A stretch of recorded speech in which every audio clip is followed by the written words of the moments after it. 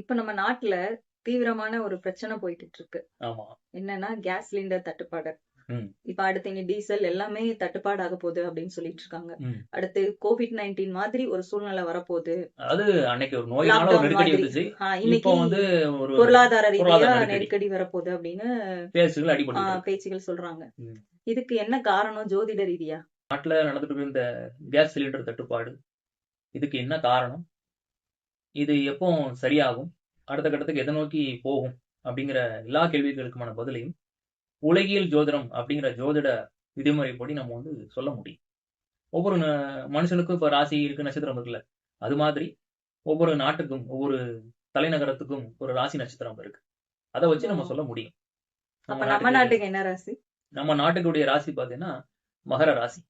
நம்முடைய ம். நாடு குறிப்பிடக்கூடிய ராசி வந்து மகர ராசி. மகர அத ராசி. வச்சு தான் நம்ம நாட்டுக்கு எப்படி இருக்கும்? அடுத்த கட்டம் என்ன மாதிரியான இப்ப தேர்தல்லாம் வருதுல்ல. ம். இதெல்லாம் வச்சு நம்ம வந்து பாராளுமன்ற தேர்தலுக்கோ, சட்டமன்ற தேர்தலுக்கோ இந்த மாதிரி தமிழ்நாட்டுக்குள்ள ராசிய வச்சும், இந்தியாவுடைய ராசி தலைநகர் டெல்லி இப்படின்னு ஒவ்வொரு இடத்துக்கும் ஒரு ராசி நட்சத்திரம் இருக்கும். அத வச்சு நம்ம தேர்தல் கணிப்பு கணிச்சு கூட சொல்ல பலன் முடியும். சொல்லுவாங்க. ஆமா. ம். அப்படிதான் சொல்லிக்கிட்டு இருக்காங்க. ம்.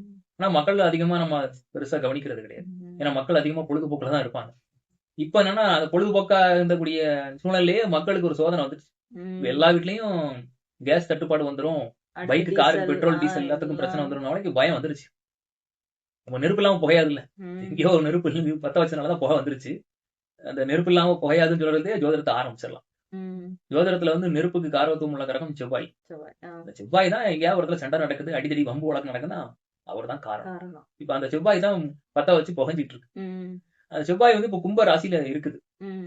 அது கும்ப ராசியில இருந்துகிட்டு என்ன பண்ணுச்சுன்னா, கூட வந்து 10 தல ராவணன் மாரி ராகுன்னு ஒரு கிரகம் இருக்கு.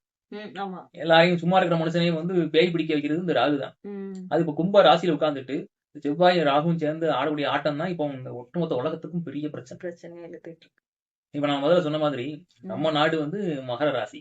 ம். ஒரு நாட்டினுடைய பொருளாதார வளத்த வந்து ம். ஏற்ற இறக்கத்த தீர்மானிக்கிறது அதனுடைய 2வது ராசி. ம். நம்ம நாட்டுக்கு 2வது ராசி கும்ப ராசி. இப்ப ம். கும்பத்துல ராகு இருக்கிறது, நம்மள பொறுத்தவரைக்கும் பொருளாதாரத்துக்கு நமக்கு நல்ல பண growth வளர்ச்சிய தான். குடுக்குறது ம். தான். ஆனா, அங்க பிரச்சனைய இப்ப ஏற்படுத்தும் எதுன்னு பார்க்கணும். ம். அங்க வந்த ராகு சனி. கூட சேர்ந்த இந்த செவ்வாய், எல்லாத்த விட ஒரு பாதி நல்லவன், பாதி கெட்டவன் ஒரு கிரகம் இருக்கு. அது அந்த புதன் கிரகம். ம். நல்லவனுக்கு நல்லவன், கெட்டவனுக்கு கெட்டவன் இருக்கிற கிரகம். அது வந்து எல்லாரும் சாதாரணமா விட்டுருவாங்க.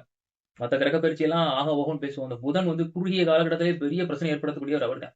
இந்த ஸ்டாக் மார்க்கெட்ன்னு ஒண்ணு இருக்குல்ல, ஷேர் மார்க்கெட். ம். இந்த விஷயத்துல வந்து பயங்கரமான தில்லாலங்கடி யாருன்னு கேட்டா, அந்த புதன் கிரகம் தான் அந்த வேலையெல்லாம் புதன். பண்ணும். ம். புதனுடைய பலம் வந்து அசாத்தியமா இருக்கிற ஒரு நபர் தான் இந்த மாரி கமிஷன் பேசி பணத்த பெரிய அளவுல கோடிக்கணக்குல சம்பாதிக்க முடியும். ம். அப்படிப்பட்ட புதனும் இதுல முக்கியமான ஒரு